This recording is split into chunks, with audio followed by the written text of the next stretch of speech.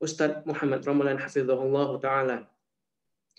Dan alhamdulillah beliau sudah berada bersama kita di Zoom ini.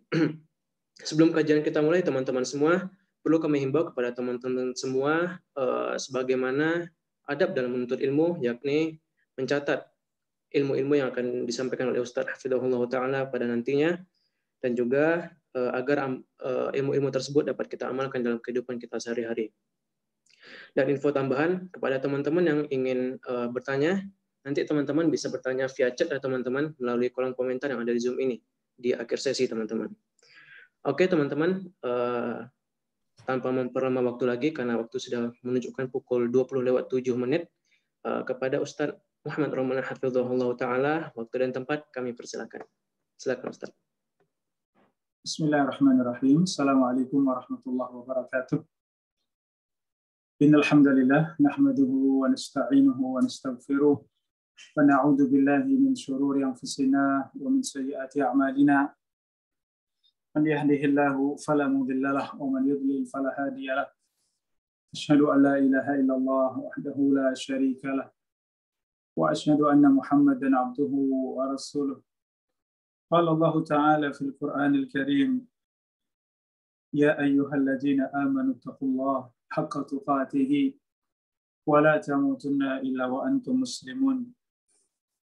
Wa qala ta'ala ya ayyuhalladzina amanu taqullaha wa qulu qawlan sadida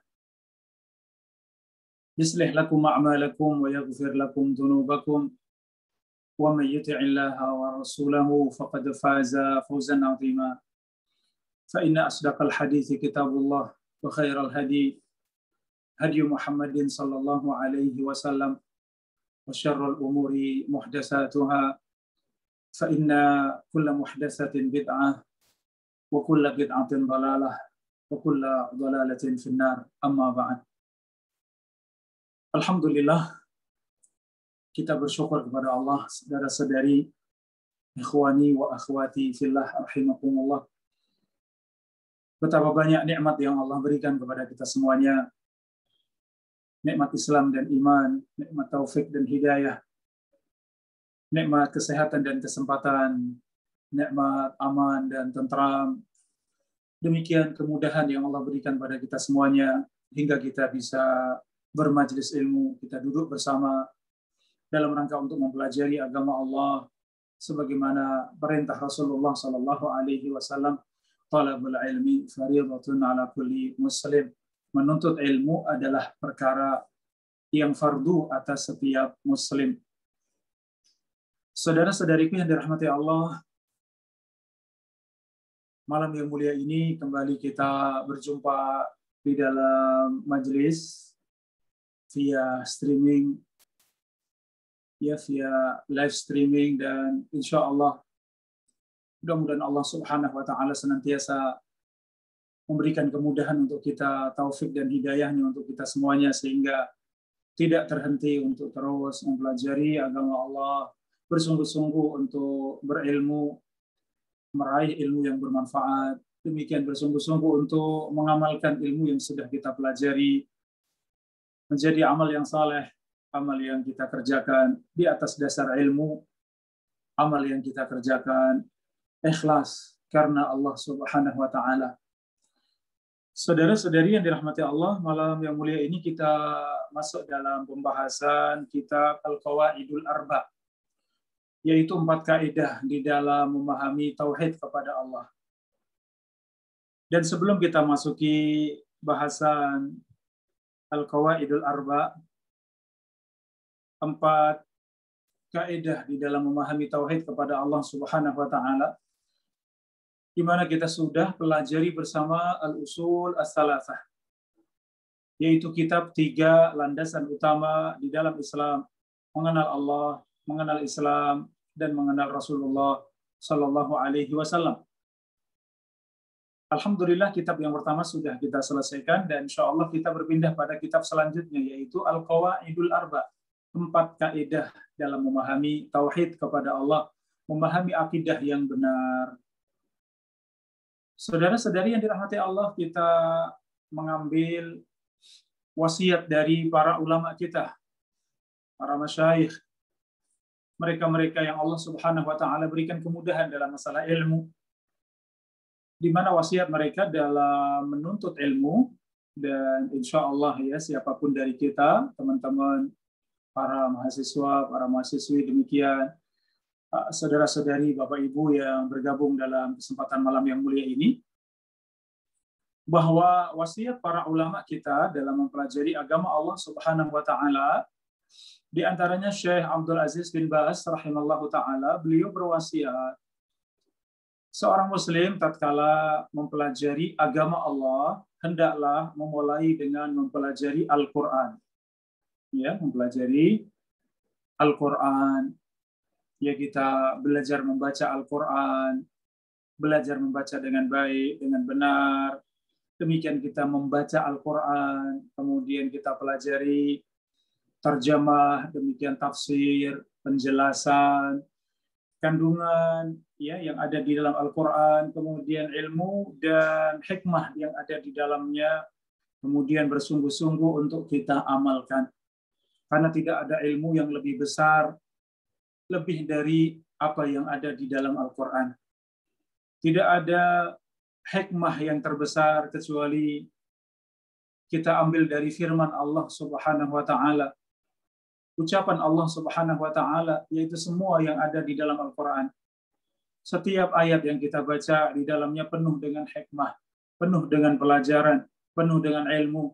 Maka demikian, langkah pertama kita semuanya di dalam mempelajari agama Allah, agar kita bersungguh-sungguh untuk membaca Al-Qur'an, mempelajari Al-Qur'an, bersungguh-sungguh untuk mengamalkannya. Bahkan para salaf, mereka tidaklah melewati 10 ayat kecuali mereka sudah membaca dengan benar, mereka berusaha untuk menghafalkannya, mereka berusaha untuk memahami, mendalami, ya demikian mengambil pelajaran, ilmu yang ada di dalamnya, kemudian mengamalkannya. Setelah selesai baru berpindah kepada 10 ayat berikutnya. Ini semangatnya para sahabat di dalam mempelajari agama Allah. Ya, maka untuk kita mungkin yang termudah ya mempelajari surat-surat pendek ya yang ada di dalam juz amma atau juz 30, kita baca dengan baik, kita baca terjemahnya, kita baca tafsirnya, kita duduk di majelis ilmu, majelis tafsir yang mana kita bisa memahami apa yang Allah Subhanahu wa taala firmankan, apa yang Allah maksudkan. Demikian bersungguh-sungguh untuk bisa kita amalkan. Maka kalau langkah ini kita ambil, ada sesuatu besar dalam kehidupan kita. Ya, kita sudah mengambil bagian besar daripada ilmu. Kemudian langkah yang kedua, agar kita mempelajari hadis-hadis Nabi. Ya, hadis-hadis Nabi. Di mana itu semuanya ada di dalam kitab-kitab hadis. Ya, kalau kitab-kitab yang besar ada dalam Sahih Bukhari, Sahih Muslim, ada dalam Sunan yang 4 ya, Sunan Abu Dawud, Sunan At-Tirmidzi, An-Nasa'i dan Sunan Ibnu Majah. Demikian dalam kitab-kitab sunnah yang lain. Seperti Al-Musnad karya Imam Ahmad bin Hanbal. Ya. Demikian kitab yang lain ada Rimi ya, kemudian Al-Muwatta dan kitab yang sudah meringkas dari kitab-kitab rujukan utama hadis ya, seperti kita mempelajari Arba'in Nawawi, kita mempelajari kitab Riyadhus Shalihin, dalam masalah fikih kita pelajari Bulughul Maram, ya, kitab Umdatul Ahkam, ada kitab Subulus Salam, ya. Ini semuanya kitab-kitab hadis yang mengajarkan pada kita semuanya sebagaimana kita mempelajari Al-Quran, dalam setiap ayatnya kita mengambil banyak pelajaran, demikian juga kita mempelajari hadis. Dalam setiap hadisnya kita mengambil banyak pelajaran. Ini dua perkara yang pertama yang harusnya kita pelajari bersama, ya. Dan ini berproses, ya. Ini saya sampaikan agar tergambar pada saudara-saudari, Bapak Ibu sekalian, ya, para pendengar, para pemirsa, di mana seorang mempelajari agama Allah langkahnya seperti itu, ya. Setelah Al-Quran, kemudian hadis-hadis Nabi. Setelah itu yang ketiga, fokus kepada mempelajari akidah, ya, dan ini yang kita pelajari bersama, ya. Akidah apa yang kita pelajari? Alhamdulillah ditulis oleh para ulama kita, kitab-kitab yang membimbing kita semuanya untuk bisa memahami akidah dengan benar, memahami tauhid dengan benar, ya. Dan yang paling dianjurkan oleh para ulama kita, para salafus saleh, ya, terkait dengan mempelajari akidah, mempelajari tauhid adalah semua yang terkait dengan mengenal Allah Subhanahu wa taala. Yaitu tauhid rububiyah, tauhid uluhiyah, demikian tauhid asma dan sifat. Kalau kita sebutkan kitab-kitabnya, apa saja kitab yang kita pelajari. Yang pertama, kitab Al-Usul As-Salasah, ya, 3 landasan utama. Dan alhamdulillah kajian kita di Masjid Al-Muqtasidin di UII, Fakultas Ekonomi, ya. Alhamdulillah kita sudah selesaikan dan kita sudah berpindah pada kitab yang kedua. Setelah Al-Usul As-Salasah adalah kita pelajari kitab Al-Qawaidul Arba, ya. Setelah selesai kitab Al-Qawaidul Arba, kita akan pelajari insyaallah Kashfu Asy-Syubuhat, yaitu menyingkap berbagai macam kerancuan di dalam berakidah, kesalahan di dalam bertauhid kepada Allah.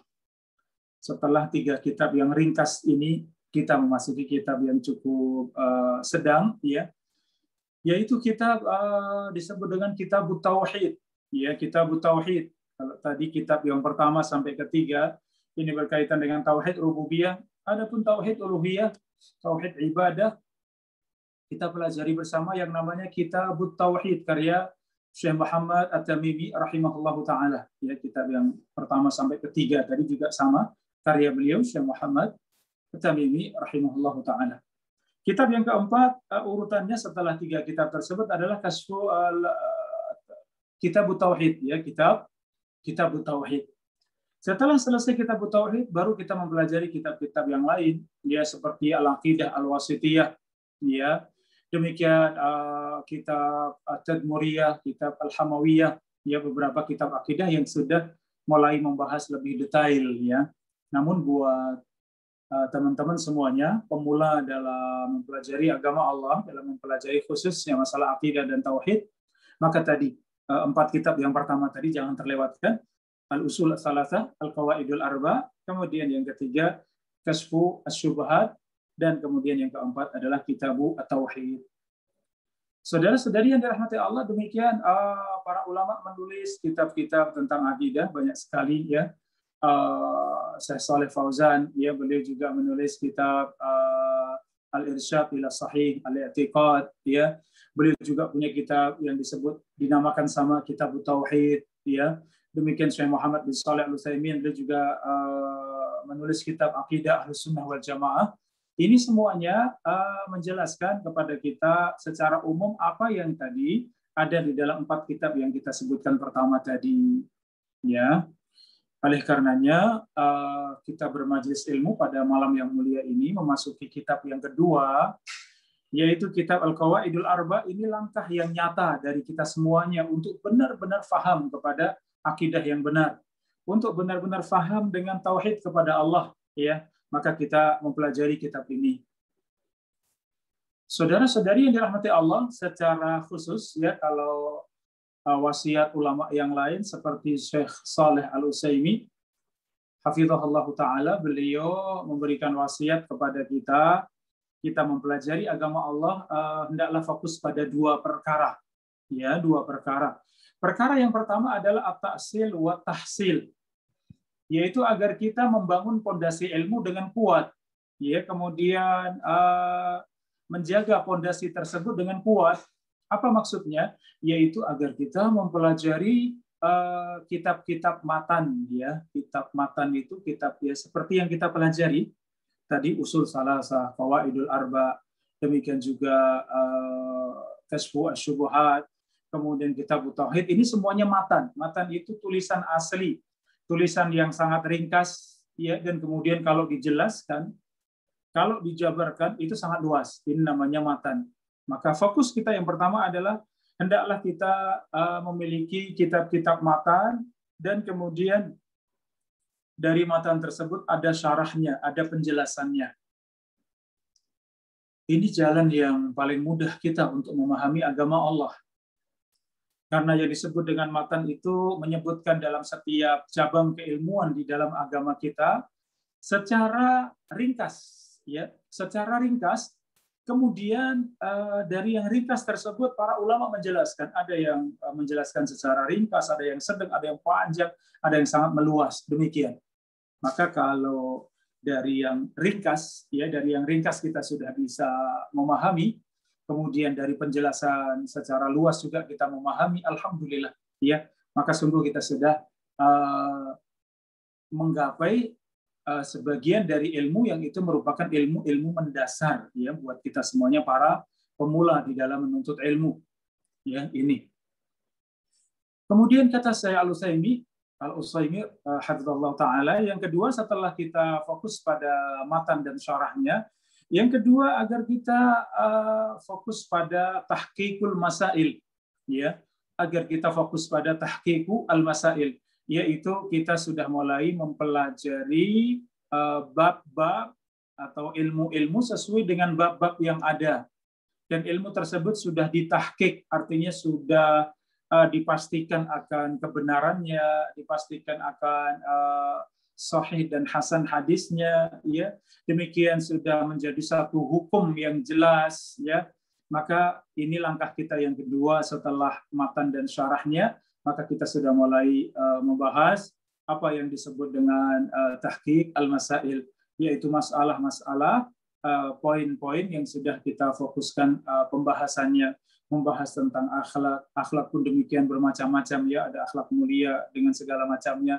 ada akhlak yang tercela dengan segala macamnya, sudah fokus pada pembahasan fikih misalnya, fikih pun bermacam-macam, ada fikih taharah, ada fikih salat, fikih zakat, puasa dan seterusnya ya. Namun kita sudah fokus pada tahqiq, yaitu sampai pada ilmu benar-benar ilmu tersebut sudah matang ya, ilmu tersebut sudah benar-benar yang paling sahih, yang paling kuat, yang paling rajih dalam setiap permasalahan. Saudara-saudari yang dirahmati Allah ya, kalau ini semua kita ambil ya, maka insya Allah mudah-mudahan kita mengambil langkah untuk mempelajari agama Allah itu benar-benar terprogram dari awal dengan baik dan benar, ya tidak gerambiang. Ya saya contohkan misalnya tafsir misalnya, kita belajar tafsir misalnya. Tafsir itu ada yang paling ringkas untuk para pemula seperti tafsir As-Sa'di, ya, tafsir Jalalain, ya, demikian tafsir Abu Bakar Al-Jazairi, ya, yang disebut dengan Aisaru at-Tafasir. Ini tafsir-tafsir yang sangat ringkas. Kita para pemula dalam menuntut ilmu membaca ayatnya, membaca terjemahnya, kemudian membaca penjelasannya. Penjelasan pun sangat mudah, ya, dijelaskan per kata, kemudian penjelasan secara umum, kemudian setelah itu faedah-faedah dari setiap ayat yang ada, jadi sangat ringkas dan sangat mudah. Ya, kalau kita mempelajari dari yang mendasar seperti ini, insya Allah mudah kita pahami. Coba kalau kita tanpa metode yang benar dalam mempelajari agama Allah, mungkin merasa keren ya, kita langsung belajar tafsir yang sangat besar. Di sana ada tafsir At-Tabari, di sana ada tafsir Al-Qurtubi, tafsir yang mungkin jumlahnya sampai 10 jilid, 20 jilid, sangat banyak. Ketika kita masuk dalam pembahasan tafsir tersebut, ternyata sulit kita untuk menyimpulkan, ya, ulama ini mengatakan demikian, yang lain berbeda pendapat, ternyata demikian, yang lain demikian. Akhirnya justru waktu kita terbuang, kita tidak sampai pada ilmu, kita tidak sampai kepada faedah yang paling mendasar. Ini maksudnya ya. Jadi kita mempelajari agama Allah, kita mulai dari yang paling mendasar, dan itu yang memudahkan kita untuk memahami agama Allah Subhanahu wa taala, dan alhamdulillah para ulama sudah memudahkan kita semuanya, mengantarkan kita semuanya untuk sampai pada ilmu dengan jalan yang paling mudah. Ya ini ya saudara-saudari, mukadimah karena sudah terputus lama ya selama pandemi, kita tidak berjumpa dalam majelis ilmu. Ya dulu sebelum pandemi kita kajian tatap muka langsung offline di Masjid Al-Muqtasidin ya, di Fakultas Ekonomi UI ya, di Utara Ring Road Utara, alhamdulillah, dan berjalan dengan lancar alhamdulillah. Ya, namun ternyata qadar Allah ada pandemi dan kita pun terputus. Alhamdulillah malam hari ini kita mulai kembali walaupun secara online ya. Tetap semangat ya, tetap jaga keikhlasan kita semuanya kepada Allah Subhanahu wa taala. Jadikan hati kita benar-benar memohon kepada Allah, Allahumma rzuqna ilman nafi'an wa rizqan thayyiban wa amalan mutaqabbala. Rabbi zidni ilma, Rabbana zidna ilma. Demikian berdoa kepada Allah agar senantiasa ditambahkan ilmu. Baik, saudara-saudari yang dirahmati Allah, kita masuk dalam kitab Al-Qawaidul Arba yang ditulis oleh Syekh Muhammad At-Tamimi rahimahullahu taala. Ya. Dan perhatian kita kepada kitab ini adalah perhatian yang kedua setelah kita selesai dalam Al-Usul As-Salasah. Ya, kitab Al-Usul As-Salasah. Para ulama kita demikian menganjurkan kita mempelajari kitab ini sebagai kitab yang kedua, sebagai kitab mutun al-ilmi, ya mutun al-ilmiyah, yaitu matan-matan ilmiah yang bisa kita pelajari dari dasarnya ya. Demikian para salafus saleh, mereka semangat ya dalam mempelajari akidah, mempelajari tauhid. Karena demikian Rasulullah SAW berdakwah 13 tahun di Makkah itu berdakwah kepada tauhid, berdakwah kepada akidah yang benar. Demikian di Madinah 10 tahun bersama dengan menjelaskan syariat Allah, hukum-hukum Allah. Rasulullah juga menjelaskan tentang akidah hingga beliau wafat alaihi salatu wassalam. Maka perhatian kita yang paling besar adalah agar kita memperhatikan akidah kita, tauhid kita kepada Allah, ya bagaimana kalimat la ilaha illallah sebagai pembuka agama kita. Maka kalimat la ilaha illallah yaitu akidah kita semuanya juga menjadi kunci keselamatan kita di alam kubur, di alam akhirat. Demikian kita ketika sudah ada di padang mahsyar menghadapi surga dan neraka, maka jalan keselamatan kita adalah la ilaha illallah. Seperti hadis man qala la ilaha illallah khalisan min qalbihi dakhalal jannah. Barang siapa yang mengucapkan la ilaha illallah ikhlas dari hati yang paling dalam, dakhalal jannah, maka ia masuk di dalam surga. Saudara-saudari yang dirahmati Allah, ya. Selanjutnya mempelajari kitab ini akan menjelaskan tentang kerancuan kaum musyrikin, kenapa mereka berbuat syirik kepada Allah, kenapa mereka menyembah selain Allah, kenapa mereka punya patung dan berhala, ya, kenapa mereka meyakini bahwa patung dan berhala tersebut bermanfaat untuk mereka, padahal kenyataannya patung dan berhala sesuatu yang lemah, ya. Patung dan berhala yang tidak memiliki kekuatan, tidak punya tenaga, ya tidak punya sesuatu yang ada pada mereka. Ya, oleh karenanya dalam kitab ini akan dijelaskan syubhat dari mereka semuanya. Saudara-saudari yang dirahmati Allah, di antara tujuan terbesar mempelajari 4 kaidah dalam mempelajari tauhid kepada Allah adalah semangat kita semuanya, ya, agar tidak tersisa di dalam benak kita perkara-perkara yang meragukan tentang akidah yang lurus, tentang tauhid kepada Allah, ya, tentang akidah yang benar sebagaimana Rasulullah ajarkan kepada para sahabat, ya, ridwanullah alaihim ajma'in. Tidak ada yang tersisa, semua dijelaskan ya dengan baik dan benar. Saudara-saudari yang dirahmati Allah, 4 qawaid atau 4 kaidah di dalam kitab ini, Al-Qawaidul Arba, 4 kaidah dalam memahami tauhid kepada Allah.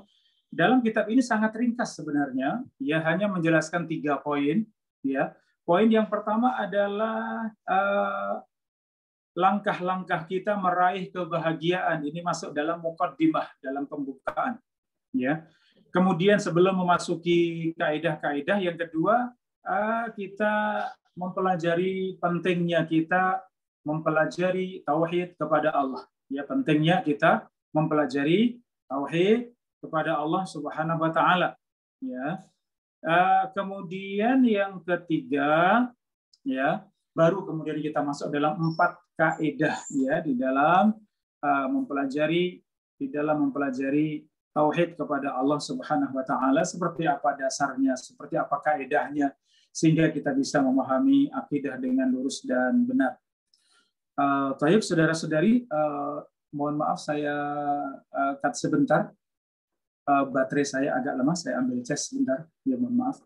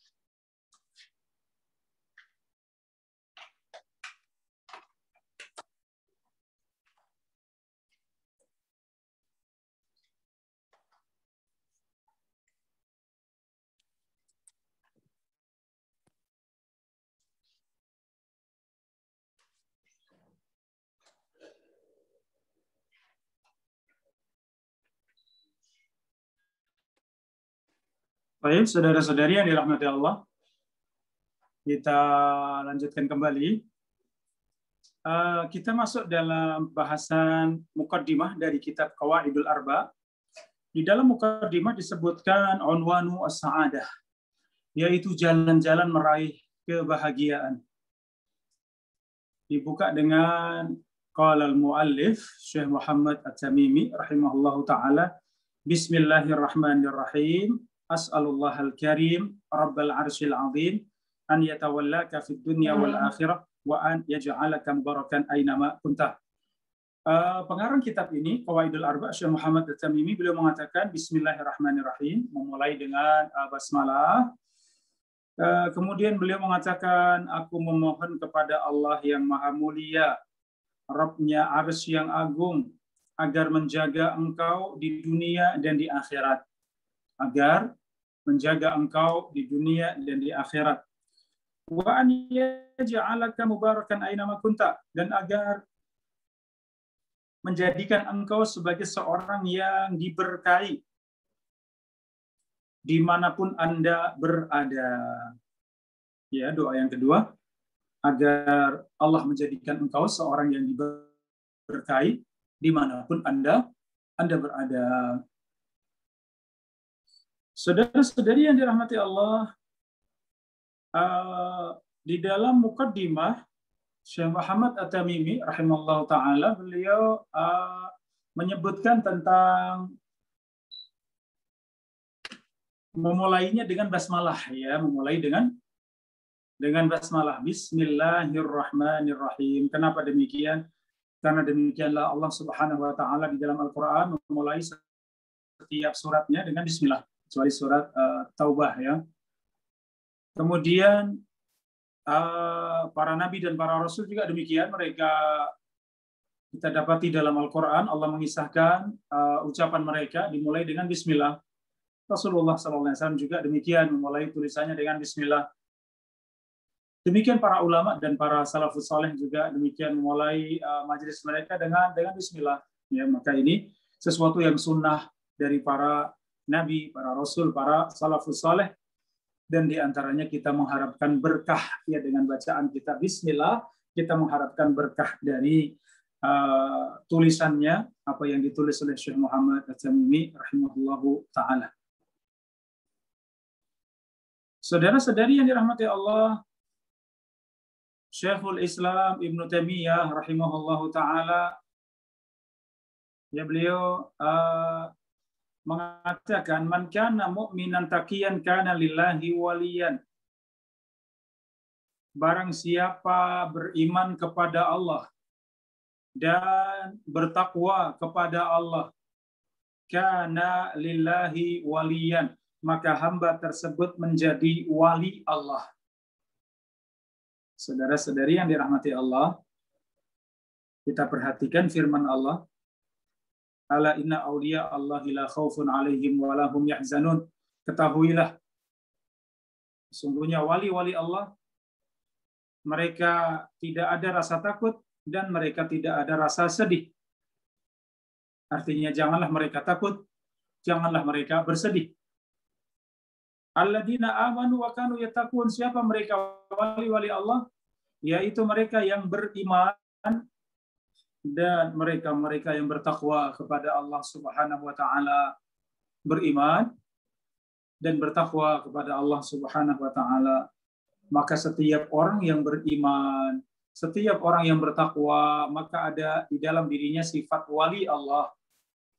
Dan sifat wali Allah di dalam dirinya, kalau ia beriman dan bertakwa, maka bertingkat-tingkat sesuai dengan tingkat iman dan takwanya kepada Allah. Saudara-saudari yang dirahmati Allah, ini menjadi mukaddimah penjelasan, ya, di mana Allah Subhanahu wa taala akan menjaga kita di dunia dan di akhirat. Allah akan memberkahi kita di dunia dan di akhirat. Apa jalannya tadi? Jalannya adalah dengan menjaga keimanan kita dan bersungguh-sungguh untuk bertakwa kepada Allah. Apa itu takwa kepada Allah? Takwa kepada Allah adalah menjalankan perintah-perintah Allah dan meninggalkan larangan-larangan Allah Subhanahu wa taala. Saudara-saudari yang dirahmati Allah, Syekh mendoakan kita semuanya agar kita semua diberkahi dimanapun kita berada. Ya, kalau kita lihat asal usul dari kata berkah, ya, dalam bahasa Arab diambil dari kata barokah, diambil dari kata barokah, yaitu artinya az-ziyadatu wan nama. Berkah itu sesuatu yang bertambah, sesuatu yang tumbuh. Maka sesuatu yang diberkahi itu bertambah kebaikannya, demikian terus tumbuh kebaikannya. Kemudian istilah tabarruk, ya, dari kata barokah, kemudian ada istilah tabarruk. Tabarruk adalah mencari tambahan kebaikan dan berusaha untuk menumbuhkan kebaikan. Ya, kita yang mencari berkah, tentu berkah yang benar, ya, bukan mengada-ada, ya, bukan ngarang, bukan sesuatu yang ternyata tidak ada dasarnya dalam Al-Quran dan Sunnah, tetapi mencari berkah tersebut memang ada dasarnya. Ya, seperti kita membaca bismillah sebelum makan, sebelum minum, ini mencari berkah. Ketika kita membaca bismillah, maka syaitan tidak makan bersama dengan kita. Kita baca bismillah, syaitan tidak minum bersama dengan kita. Kalau tidak bisa makan dan minum, artinya apa? Makanan dan minuman kita aman. Kalau makanan dan minuman kita aman, tidak dimakan oleh syaitan, tidak diganggu oleh syaitan, maka dalam diri kita juga terjaga. Sehingga syaitan tidak akan mengganggu kita. Syaitan tidak mudah untuk menggoda kita. Ya, syaitan tidak mudah untuk menjerumuskan kita dalam dosa dan maksiat. Kenapa? Karena makanan yang kita makan berkah. Makanan yang ada dalam perut kita dan menumbuhkan daging dan darah itu berkah, maka bermanfaat. Az-ziyadah wan nama, maka kebaikannya bertambah, demikian kebaikannya tumbuh, ya, ini. Jadi mencari berkah yang benar seperti itu.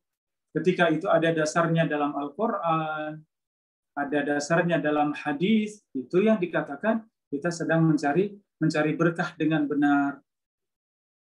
Kemudian istilah yang ketiga al-mubarak, al-mubarak, yaitu seorang yang diberkahi.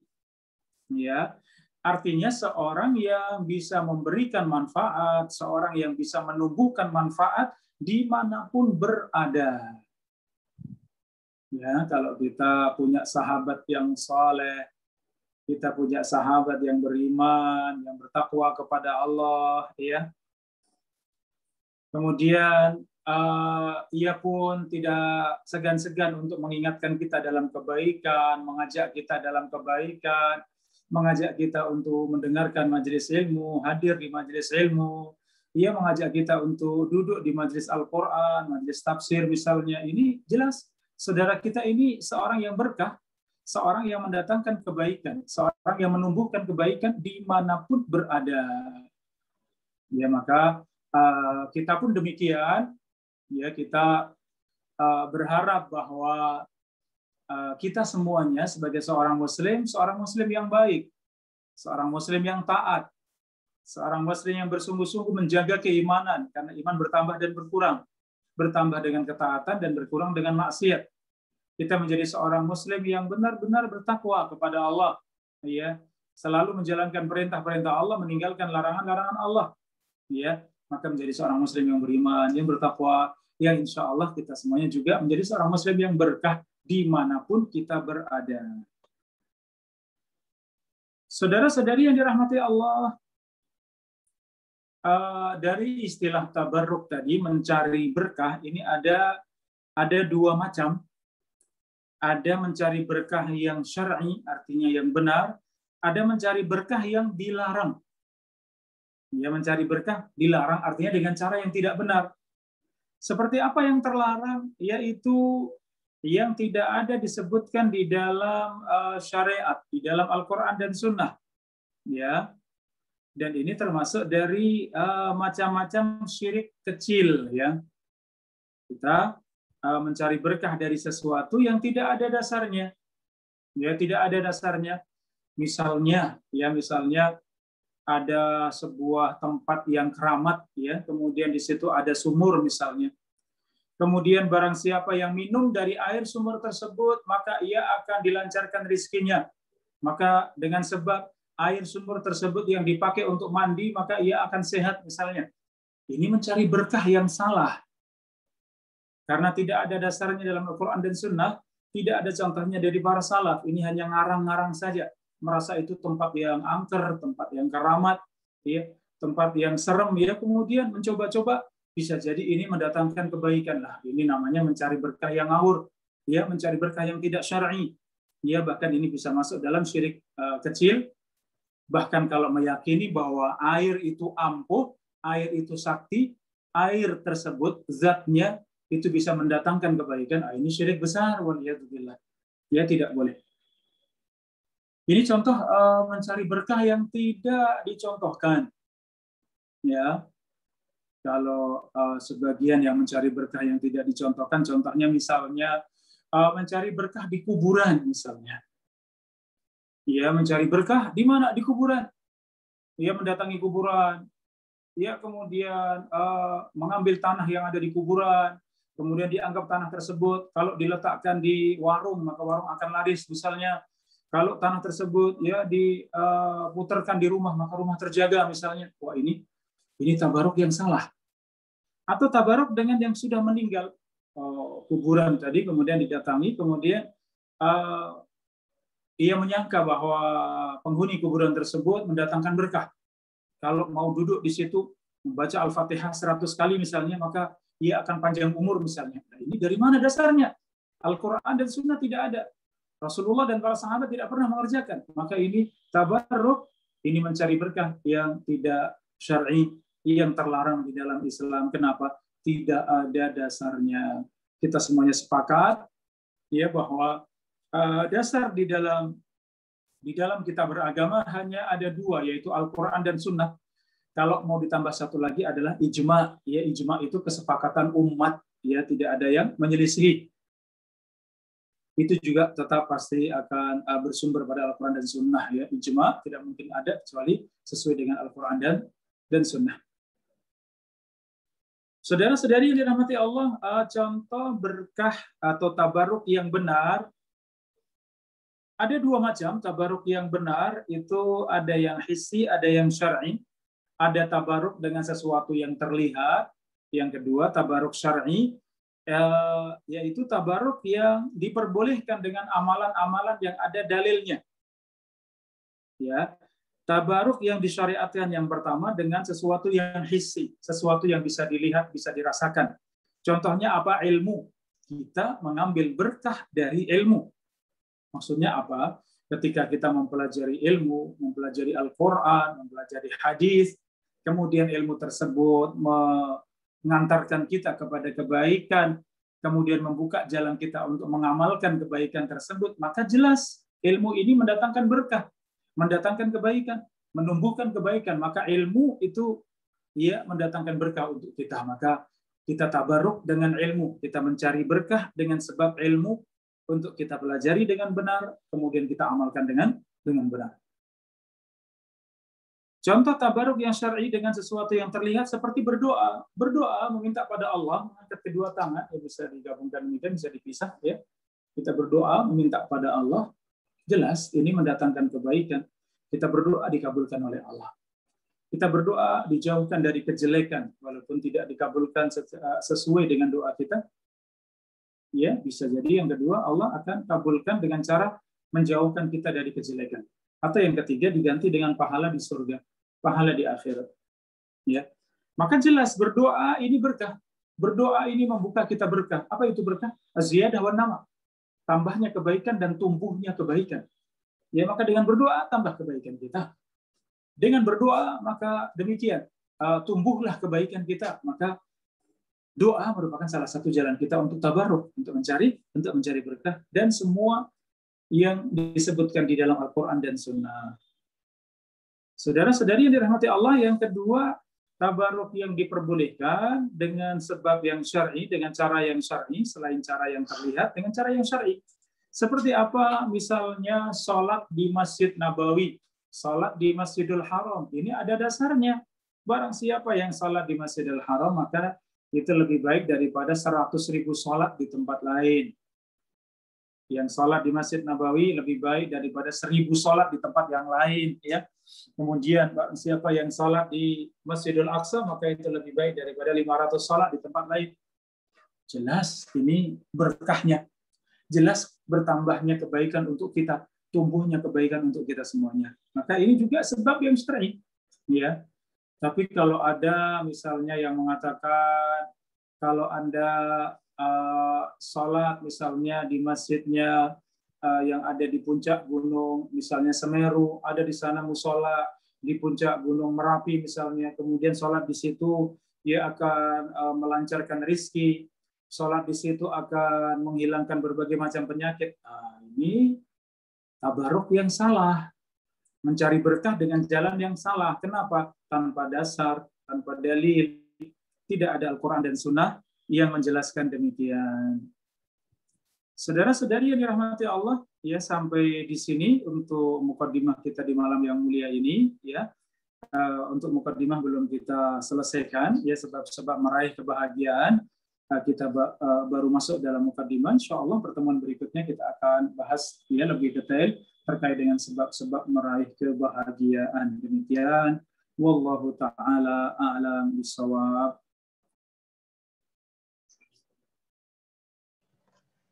Jazakumullah khairan. Kami ucapkan kepada Ustadz Muhammad Ramalan hafizahullah ta'ala karena sudah berbagi ilmu kepada kita semua. Semoga ilmu yang beliau sampaikan dapat kita amalkan dalam kehidupan kita sehari-hari ya teman-teman semua. Oke teman-teman, kita beralih ke sesi tanya jawab. Seperti yang saya sudah sampaikan di awal pertemuan, bagi teman-teman yang ingin bertanya ya bisa via chat ya teman-teman, melalui kolom chat yang ada di Zoom. Silakan teman-teman yang ingin bertanya. Insya Allah kami akan menunggu 1 hingga 2 menit ke depan.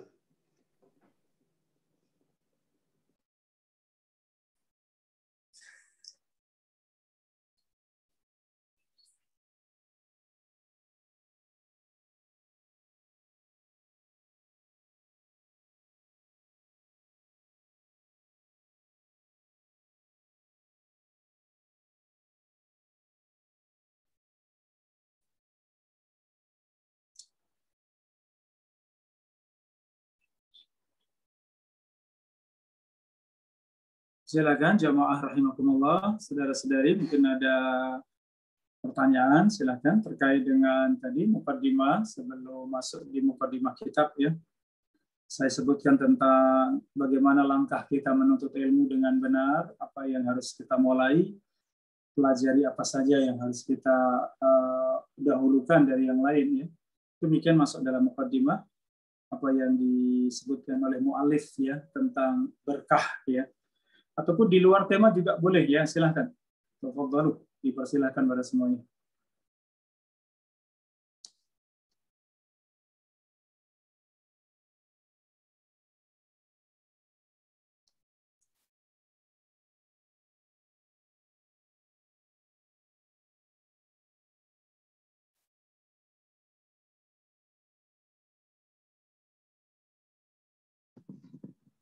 Afwan Ustaz, ini sepertinya sudah ada yang bertanya dari saudari kita. Assalamualaikum warahmatullahi wabarakatuh Ustaz. Izin bertanya. Terkadang kita menjumpai seseorang yang melakukan perkara ibadah yang tidak ada dalilnya. Namun ketika dinasihati, mereka berdalih dengan berkata, yang penting kan niatnya. Lalu bagaimana sikap kita selain mendoakan mereka Ustaz? Jazakumullah khairan wa barakallahu fiik. Baik, wafikum barakallah, wa iyyakum jazakumullah khairan. Saudara-saudari, Bapak Ibu, jamaah sekalian rahimakumullah. Terkait dengan sebagian saudara-saudari kita yang mungkin ilmu belum sampai kepada mereka, ya, ataupun belum sampai secara benar ya kepada mereka, sehingga sebagian mengamalkan amalan, ya, mereka mengamalkan amalan, namun ternyata tidak ada dasarnya. Ada yang dianggap itu amalan, dianggap ibadah, dianggap sesuatu yang mendekatkan kepada Allah, tapi ternyata kita yang tahu ilmu itu tidak ada dasarnya, tidak ada di dalam Al-Quran dan Sunnah, ya. Dan ketika kita mengingatkan, terkadang jawaban yang ya klasik yang mengatakan kan yang penting niatnya baik, ya. Saudara-saudari yang dirahmati Allah, kita tahu amal diterima oleh Allah dengan dua syarat, ya. Yang pertama, amalan tersebut ada contohnya dari Rasulullah, ya. Baru yang kedua, niatnya ikhlas karena Allah. Kalau salah satu dari dua tidak terpenuhi syarat tersebut, seorang hanya amalannya dicontohkan oleh Rasulullah, namun niatnya tidak benar, niatnya tidak baik, niatnya tidak ikhlas, maka tidak diterima. Atau hanya ada pada yang kedua, seorang niatnya baik, niatnya ikhlas, tapi ternyata amalannya tidak ada syariatnya, tidak ada di dalam Al-Quran dan Sunnah, tidak ada contoh dari Rasulullah dan para salaf, maka juga baru satu syarat yang terpenuhi, maka ini tidak diterima oleh Allah Subhanahu wa taala.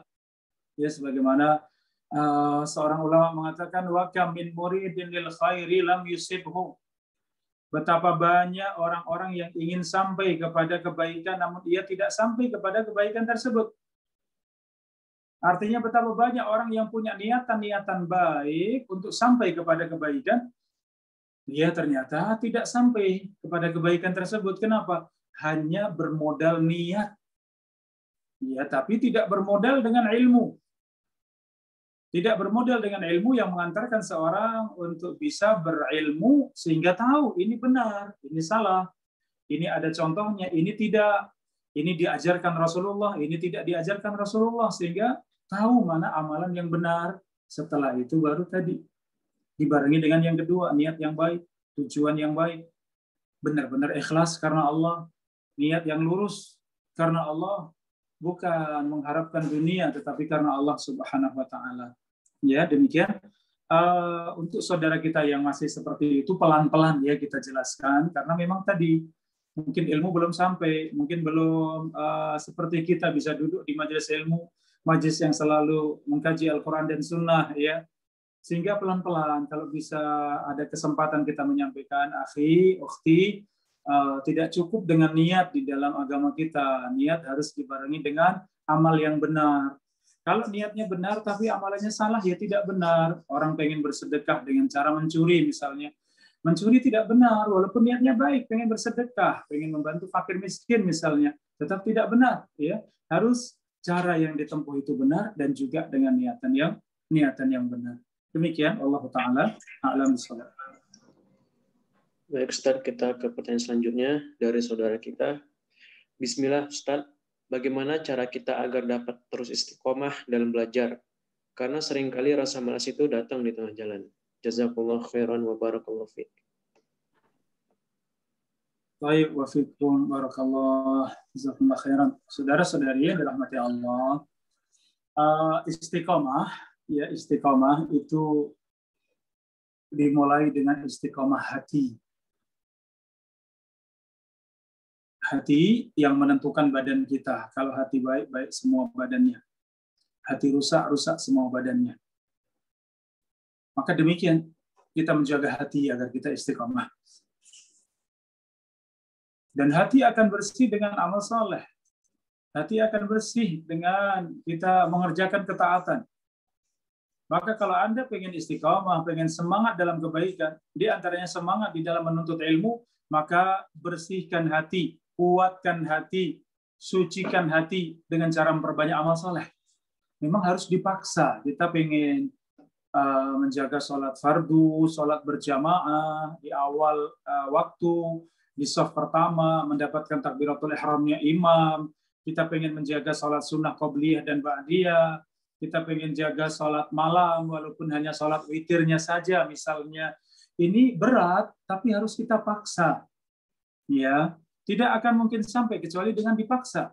Karena demikian syaitan akan membisik-bisikkan, aduh sholat itu berat, sholat sunnah itu repot, puasa itu aduh haus dan lapar, ya, sholat malam itu nggak enak, ngantuk, berat, ya. Demikian bisikan syaitan membuat kita malas. Maka langkah kita untuk segera bismillah, ya, kita niatkan karena Allah, kemudian kita tunaikan dengan baik.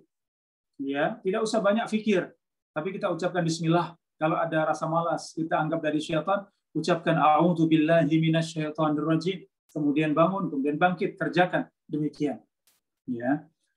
Kalau hati sudah kita jaga, ditambah dengan sesuatu yang memudahkan kita untuk istiqomah, cari sahabat-sahabat yang saleh, teman-teman yang baik, yang mengingatkan kita kepada kebaikan, mengajak kepada kebaikan, mengingatkan kalau kita salah, ya.